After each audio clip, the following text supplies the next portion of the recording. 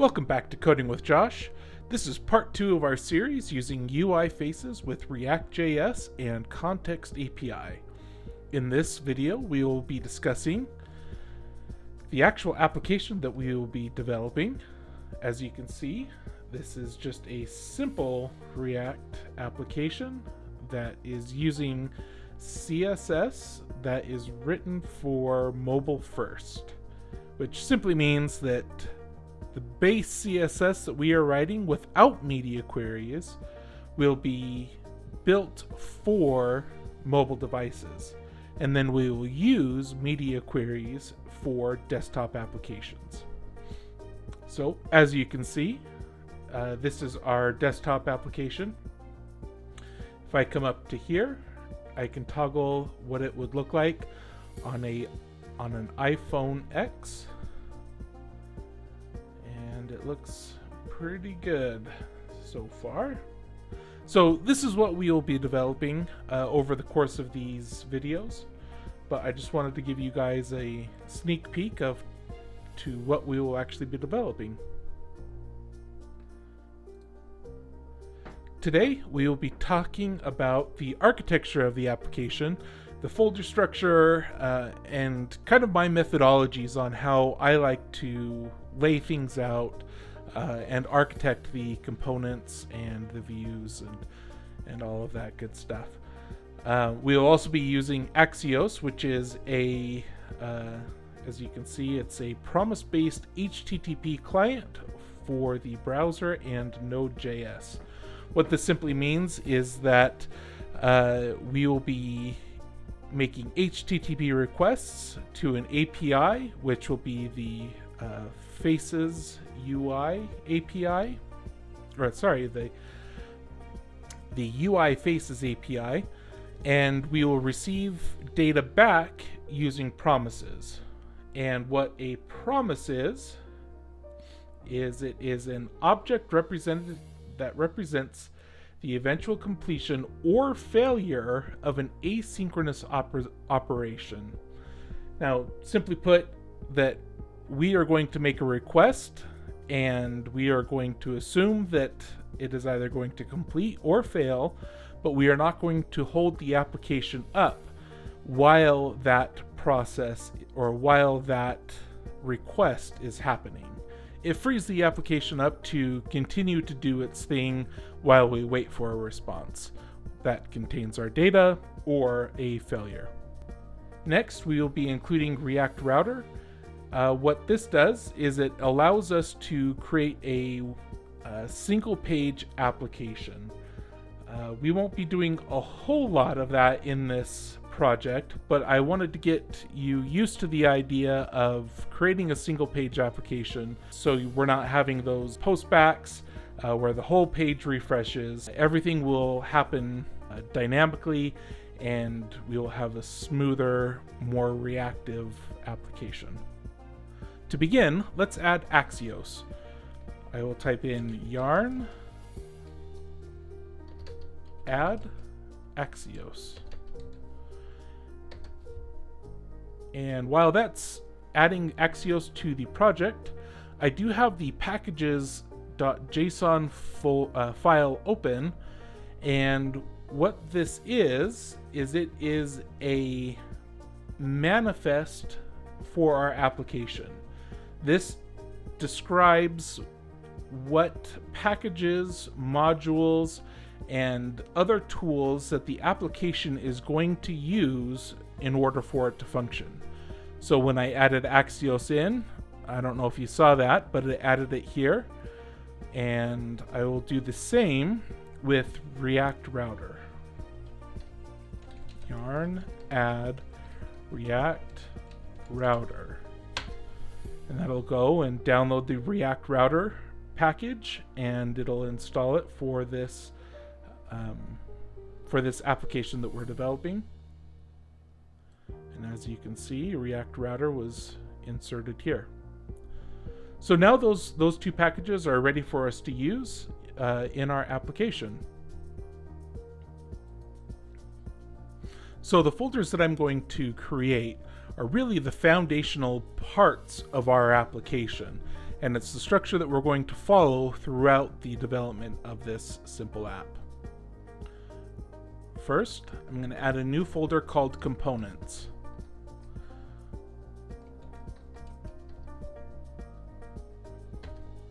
What components are going to contain are the reusable components that we build with React. They will be used throughout the application or in parts of the application, and they are different than what the pages will represent. Now, this is a methodology that I follow and I have found that has worked for me. There are many other methodologies that you can follow where in some architectures, components consist of reusable components as well as pages. This is something that you could see in the company that you might be working for. Next,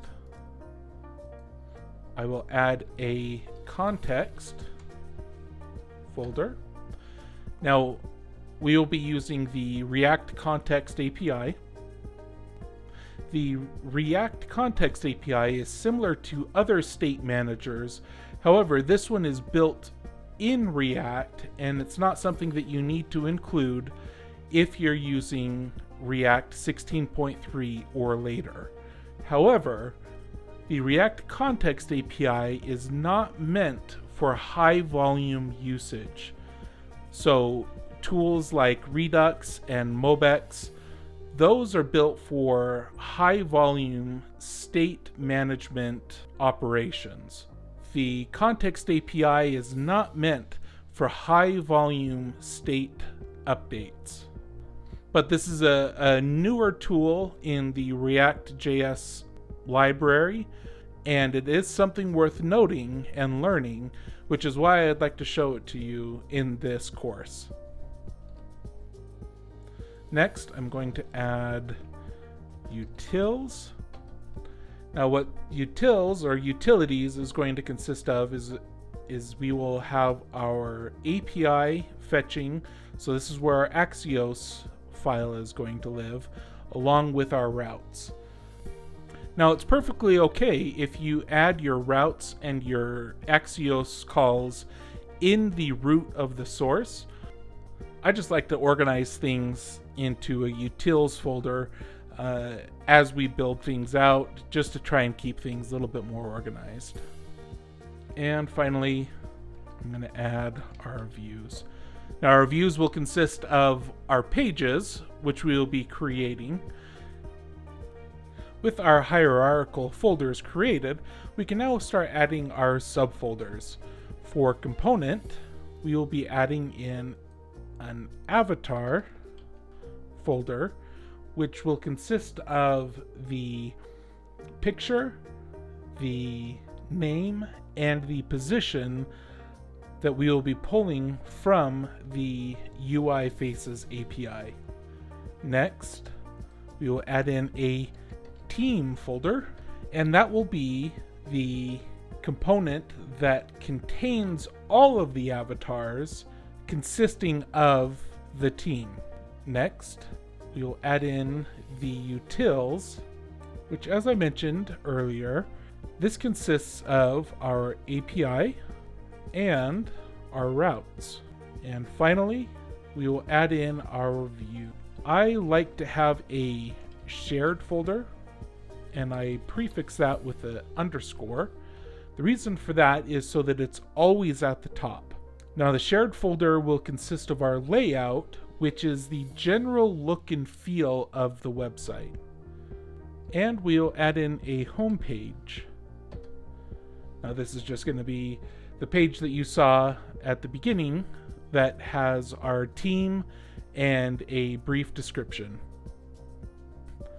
Now that our hierarchical folders are complete and we have our subfolders, that are consisting of our application itself, let's add in the API call that we'll be making to the UI Faces API. So let's begin by making our Axios file. I prefix that with Axios and then give it the description of what this API call actually is. So Axios -UI faces -API.js.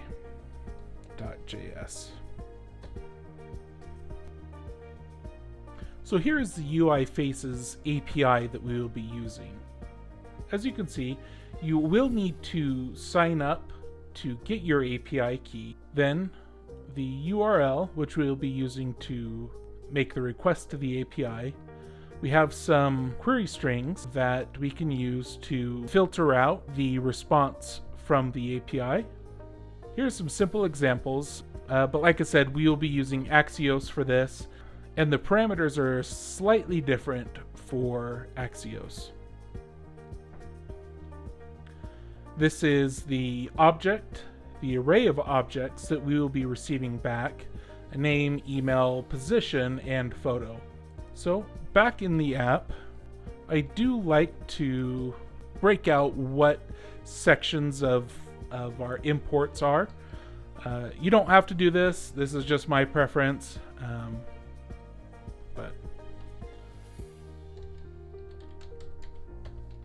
So we will import Axios from Axios. We'll be exporting a variable that contains our Axios create function. So const instance Axios.create, and this takes an object. Base URL. Now that is the URL that we saw earlier,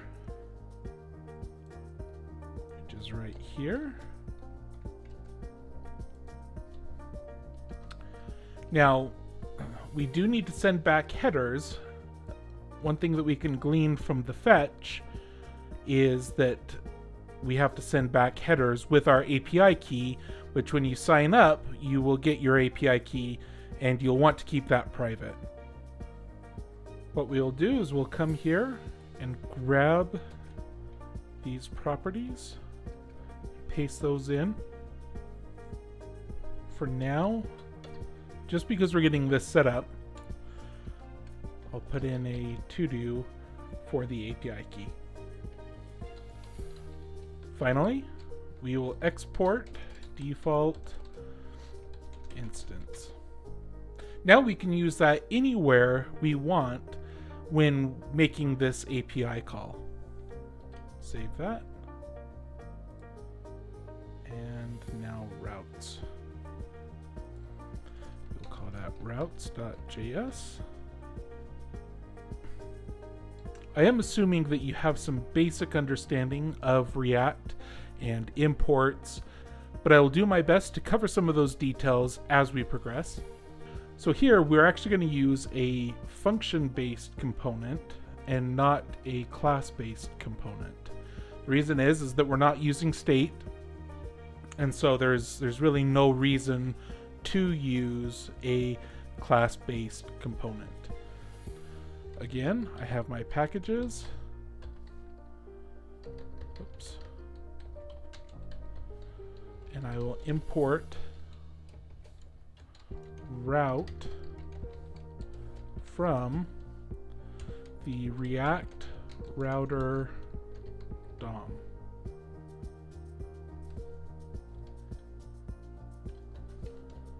And we will have a component section which will require us to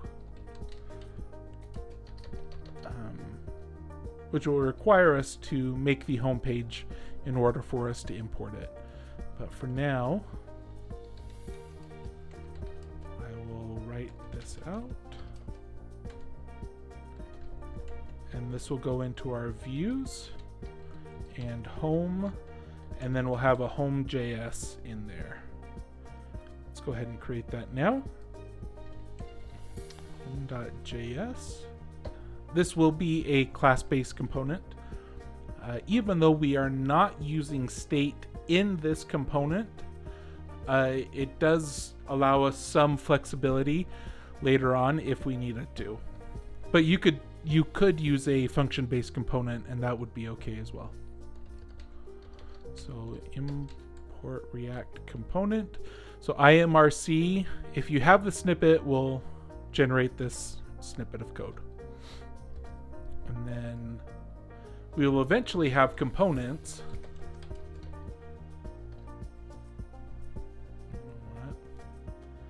This should have been views. Whoops. So back in the routes, I did change, it was components, and now I changed it to views, since this is a view and not a it is a component, but I'm not treating it as a component, if that makes sense. Because like I said earlier, I'm treating components as reusable components that are used in the views. So the home will actually the home page will actually use the team component when we create that, but it's not created right now, and that's okay. So I'll do some shorthand here. You don't have to do export default up here. You could export default down below, but we're not doing anything special with the export. We're not adding in additional components to the export, so I'm just doing it all on a single line. Home extends component. And then we will render our component and return just a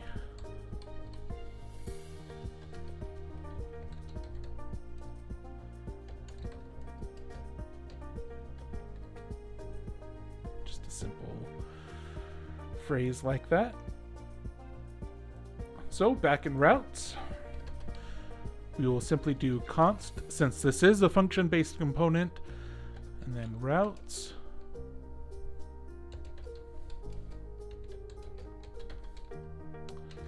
And then we will return our route. The open closed angle brackets here, that is a shorthand for react.fragment.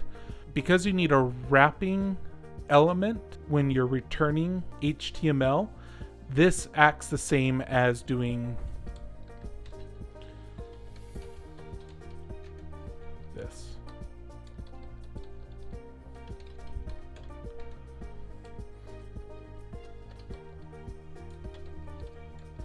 I just think that the open and closed angle brackets just look cleaner. So now we will add our route.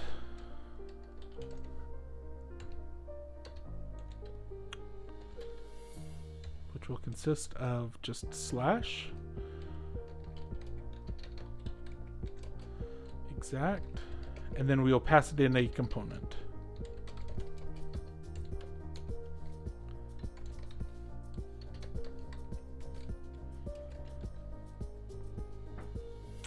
The hierarchical flow of React, we will go from index.js to app, which is right here. So we have react.dom.render, and then we're rendering out the app.js.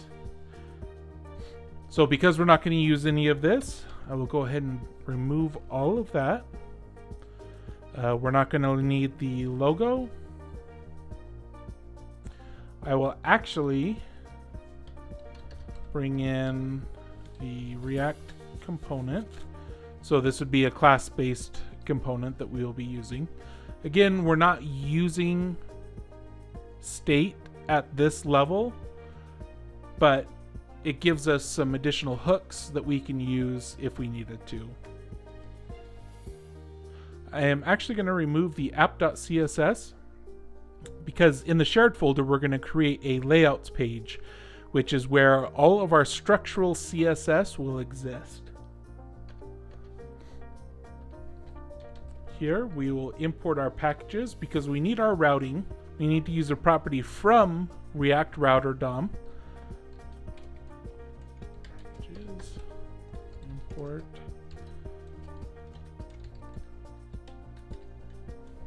Actually, from React Router DOM. And we will bring in the browser router. What the browser router does is it uses the HTML5 history API to keep our UI in sync with the URL. So this includes push state, replace state, and the pop state events.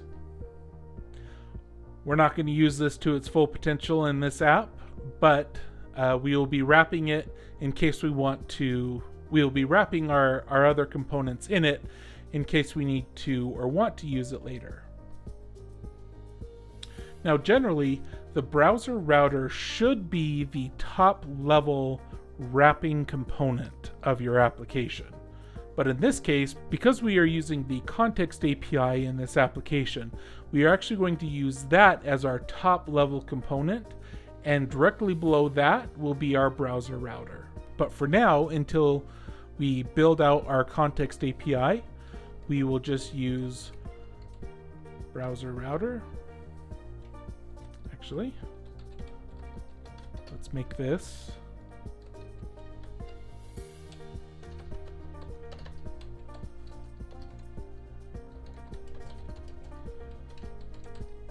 our component-based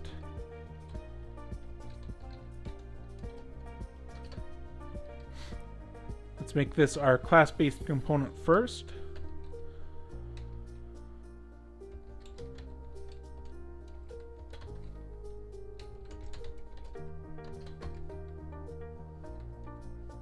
And again, as our top level for now, we will use our browser router as our top level wrapping component. So I'm going to save that. That and that. So now let's import our components that we will be using. Oops.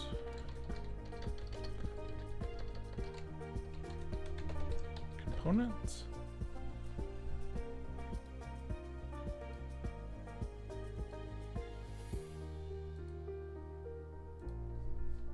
And we will import.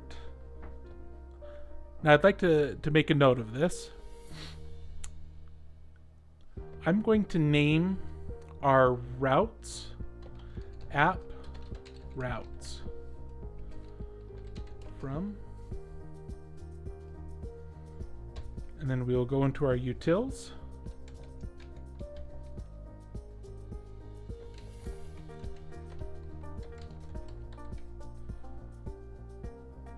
Because in the routes we are not exporting an object, we are just exporting a variable, we can actually rename that variable to whatever we want. So in this case, I would like to call it app routes.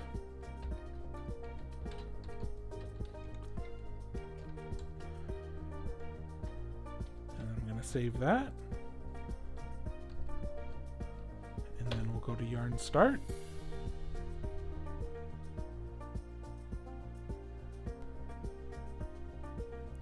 So it looks like I actually grabbed the wrong package. Now having React Router isn't a problem, but I did need to grab React Router DOM instead. So I will stop the app and then do yarn add React Router DOM.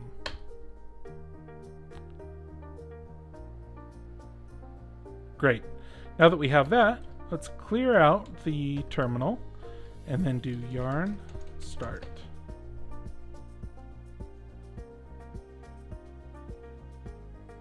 And there we go. This concludes part 2 of the series. In part 3, we will discuss the views and components, and we will build those out so we have something that actually looks and feels like a website. See you soon.